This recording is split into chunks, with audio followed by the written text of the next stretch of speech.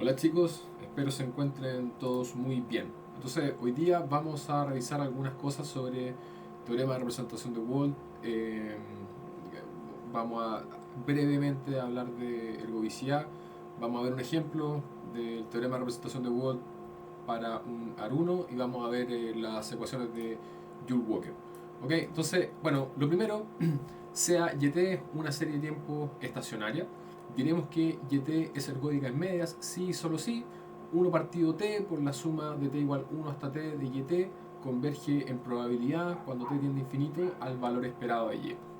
Entonces, ¿cuál es la idea? Recuerden que en serie de tiempo nosotros votamos los supuestos de independencia que usamos típicamente en estadística. Entonces, por lo general, nosotros estamos acostumbrados a hacer el supuesto de que las variables aleatorias son independientes e idénticamente distribuidas. En este caso, cuando tenemos una serie de tiempo, recuerden que estamos votando precisamente el supuesto de independencia. Acá explícitamente nosotros estamos diciendo que las series de tiempo en principio pueden tener algún tipo de dependencia o algún grado de dependencia. Justamente esa de las grandes gracias que tiene la serie de tiempo. Nosotros, gracias a que existe una dependencia temporal, podemos decir cosas sobre la serie en el futuro con el set de información actual.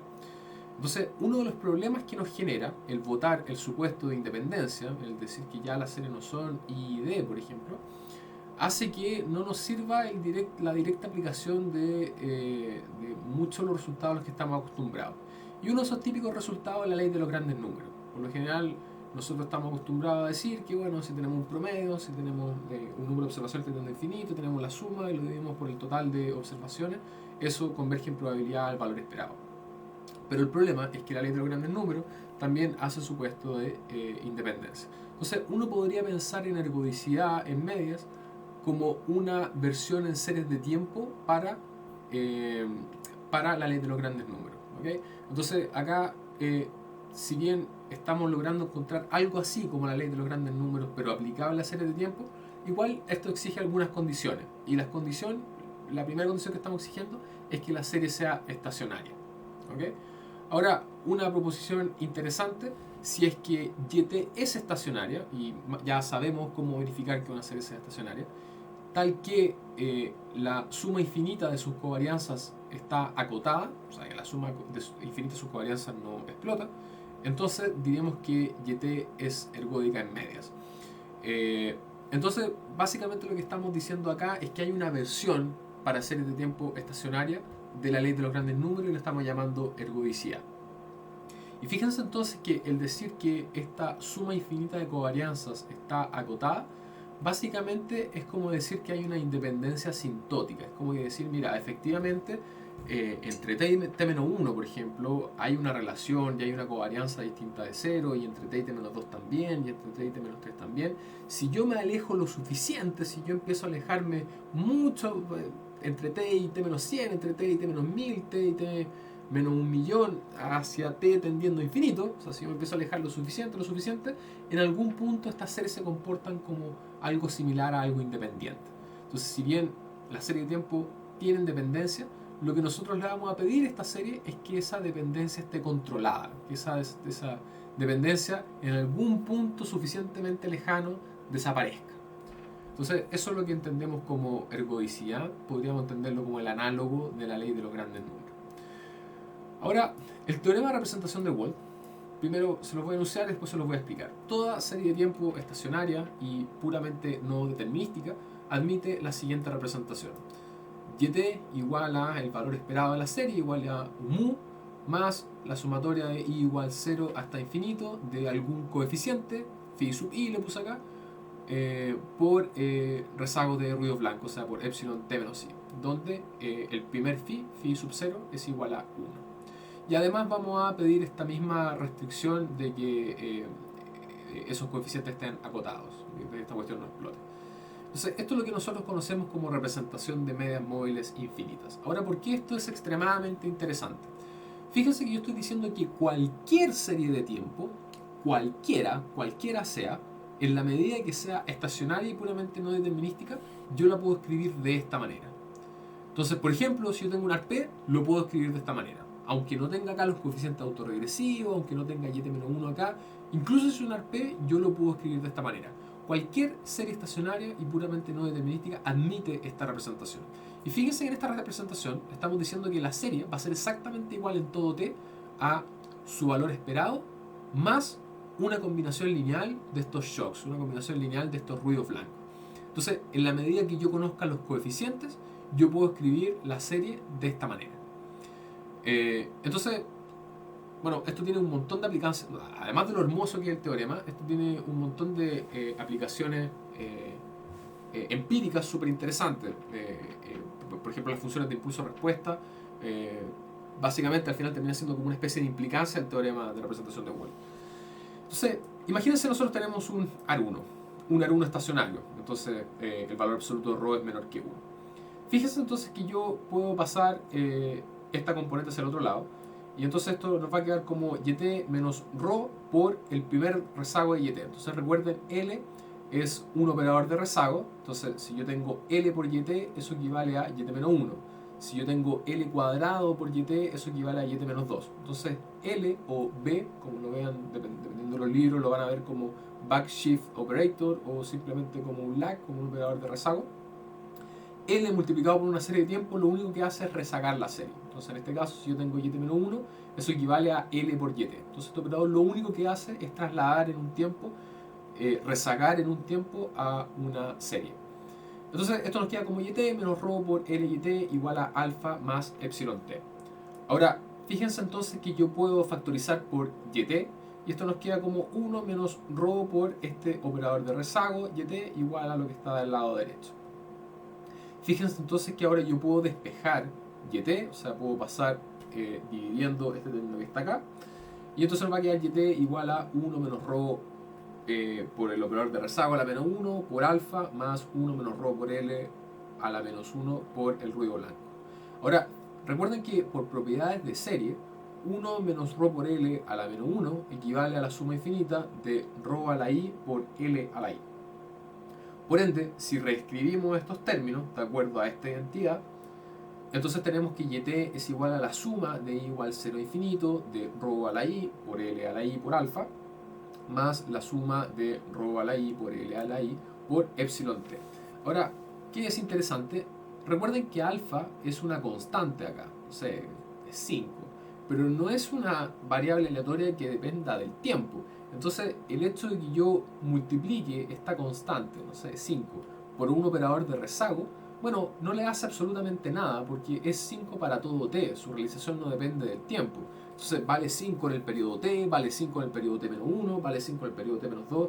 Entonces, aplicarle el operador de rezago a esta constante es literalmente hacerle nada. Por ende, el operador de rezago aplicado a esta constante es simplemente la constante.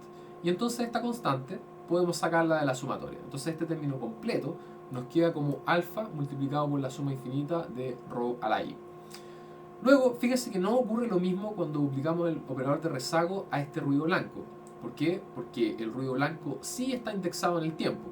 Entonces, si yo le aplico el operador de rezago, efectivamente voy a estar rezagando esto en el tiempo.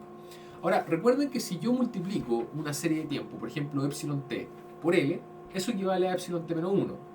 Si la multiplico por L cuadrado, eso equivale a epsilon t menos 2. Si la multiplico por L al cubo, eso equivale a epsilon t menos 3. Pero fíjense que acá tengo L a la i, por ende eso va a ir cambiando con la sumatoria. Pero dado que con i voy a ir rezagando el ruido blanco, esto sería equivalente simplemente a aplicar el i acá. O sea, simplemente a escribir esto como t menos i.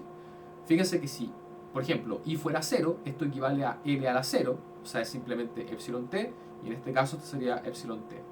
Si yo veo el caso entonces cuando i es igual a 1, entonces esto sería L por epsilon t, que sería rezagar en un tiempo epsilon t, o sea, sería epsilon t menos 1.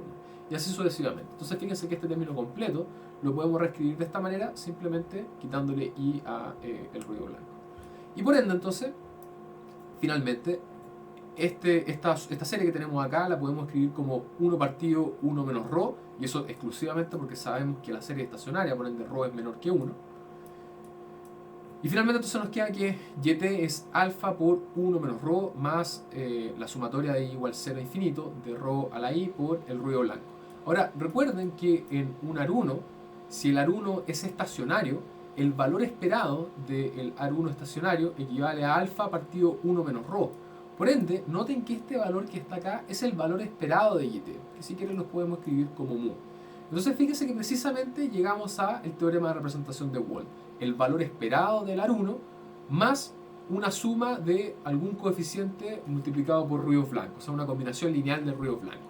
Entonces aquí la única diferencia, o lo único que cambió respecto al teorema de representación de Wald, nosotros sabemos cuánto vale mu, esto que está acá, y en este caso particular nosotros encontramos estos coeficientes phi sub i equivalen exactamente a rho a la i. Entonces ahí está enunciado el teorema de representación de Wald, y aquí tenemos un ejemplo para un AR1 que pudimos escribir, pudimos representar el AR1 completo simplemente como una combinación lineal de ruidos blancos, una combinación lineal de shocks. Por eso a esto también se le llama teorema por eso se llama representación de medias móviles infinitas, porque efectivamente esta serie la estamos escribiendo como una combinación lineal de medias móviles infinitas, de infinitos ruidos blancos, infinitos shocks, si ustedes quieren.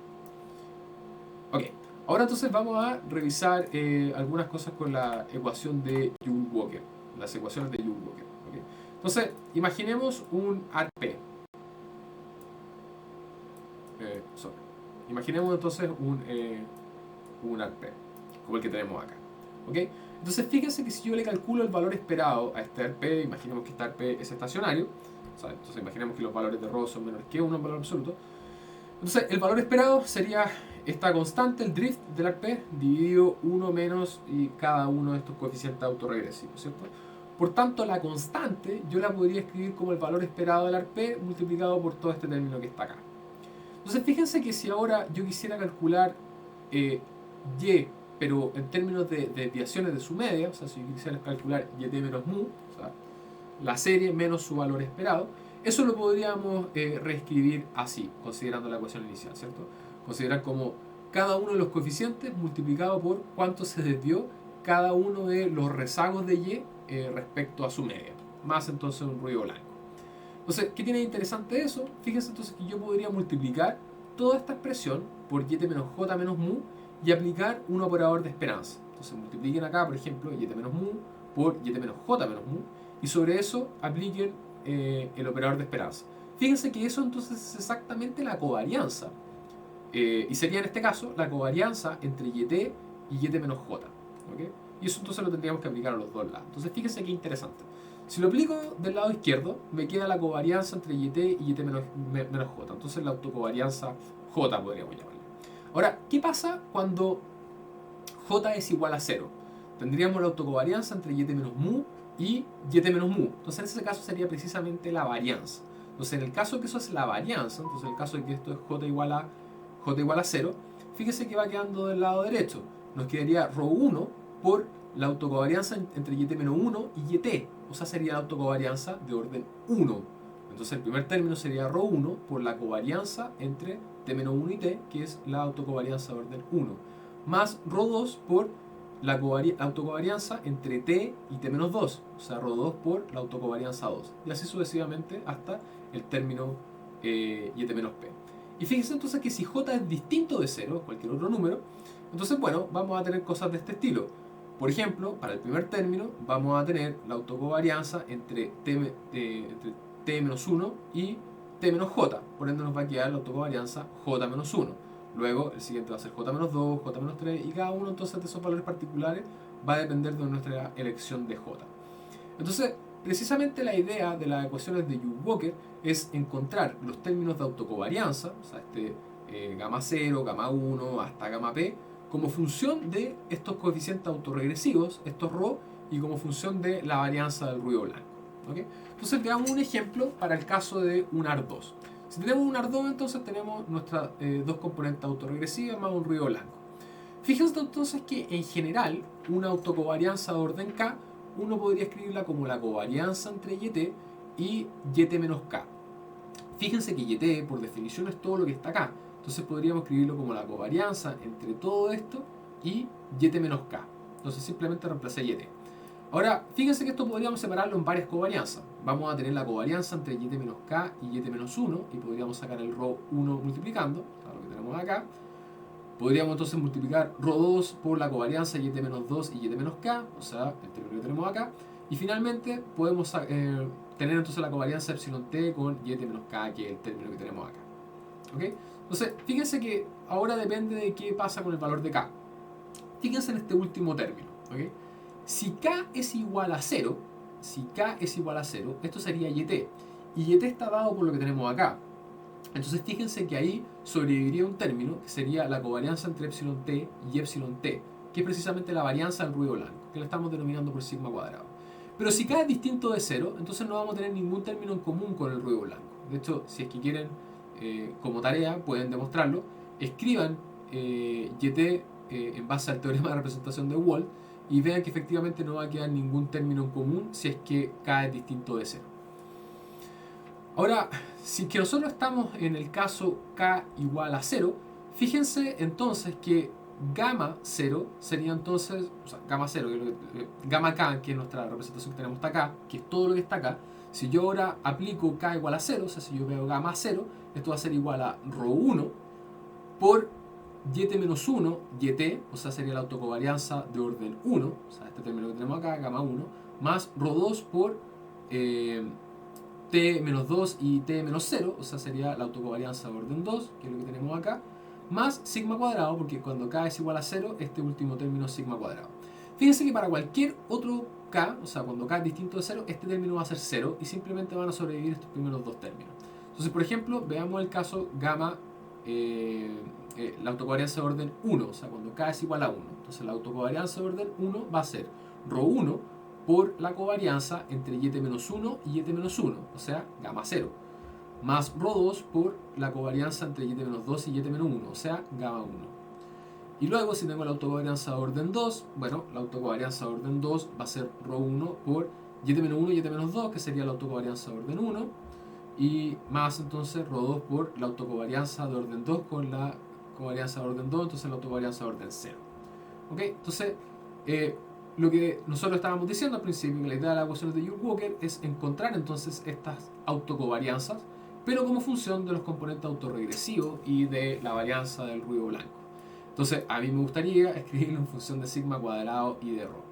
Entonces, bueno, tomemos alguna de estas expresiones. Por ejemplo, tomemos esta ecuación que está acá.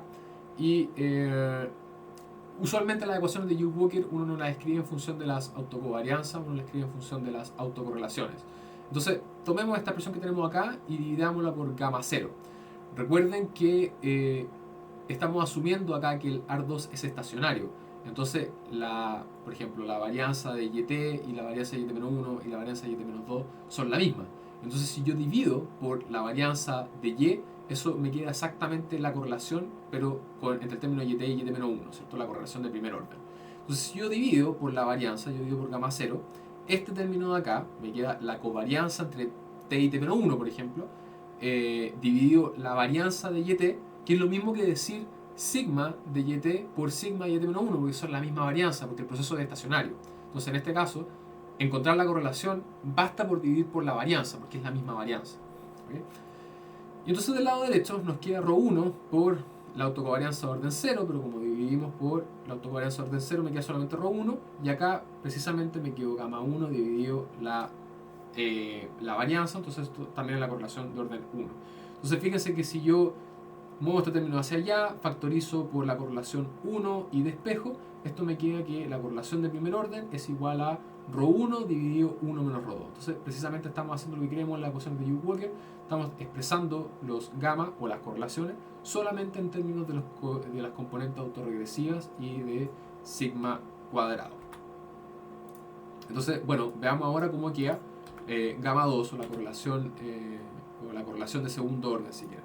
Entonces, nosotros teníamos, de la parte anterior, que gamma 2 era igual a ρ1 por gamma 1 más ρ2 por gamma 0. De nuevo, si divido por la varianza, todos esos términos de autocovarianza quedan como correlaciones. Entonces, este término de acá queda la correlación de segundo orden, o sea, la correlación, por ejemplo, entre YT y YT-2, igual a ρ1 por la covarianza, la autocovarianza de orden 1 dividido la varianza, o sea, la autocorrelación de orden 1 más ρ2. ¿Okay? Entonces, fíjense que acá nosotros podríamos reemplazar la correlación de orden 1, la autocorrelación de orden 1, solamente expresada en términos de los ρ, que es lo que acabamos de encontrar. Nosotros acabamos de encontrar que eso es ρ1 partido 1 menos ρ2. Entonces esto mismo lo podemos expresar reemplazando la autocorrelación. Entonces finalmente nos queda esta expresión que está acá. ¿Ok? Y por ende, si ustedes quieren, pueden multiplicar esto también por 1 menos ρ2 y nos queda esta expresión que sería que la autocorrelación de orden 2 es igual a ρ1 al cuadrado más ρ2 por 1 menos ρ2 partido 1 menos ρ2. Entonces, finalmente, fíjense que gamma 0 lo podemos escribir como ρ1 por gamma 1 más ρ2 por gamma 2 más la varianza. Recuerden que gamma 1 y gamma 2 son las autocorrelaciones de primer orden y de segundo orden. Ok, entonces, dado que nosotros ya conocemos gamma 1 y ya conocemos gamma 2, nosotros acá podemos reemplazar. Y entonces fíjense que, bueno, dado que tenemos esta expresión, esto nos gustaría escribirlo en términos de la autocorrelación. Entonces, yo podría, si quieren dividir, podríamos multiplicar por uno conveniente, multiplicar arriba y abajo esta expresión por gamma 0. Entonces fíjense que si multiplico arriba y abajo por gamma 0, esto que está acá lo podemos expresar como la correlación de orden 1 y esto que está acá lo podemos expresar como la correlación de orden 2 y eso efectivamente multiplicado por gamma 0, ¿cierto? Entonces fíjense que yo puedo mover todo este término a la izquierda, puedo factorizar, dividir por todo esto entonces, y dado que yo conozco la autocorrelación de orden 1 y la autocorrelación de orden 2 solamente en función de estos parámetros autorregresivos, que es esta expresión que encontramos acá y esta expresión que encontramos acá, podemos reemplazar esto acá, y finalmente entonces puedo expresar también gamma 0 solamente en función de la varianza de los ruidos blancos y solamente en función de los términos autorregresivos. Así que eso, chicos, espero estén muy bien, pero no hayan tenido mayores problemas y bueno, nos seguiremos viendo.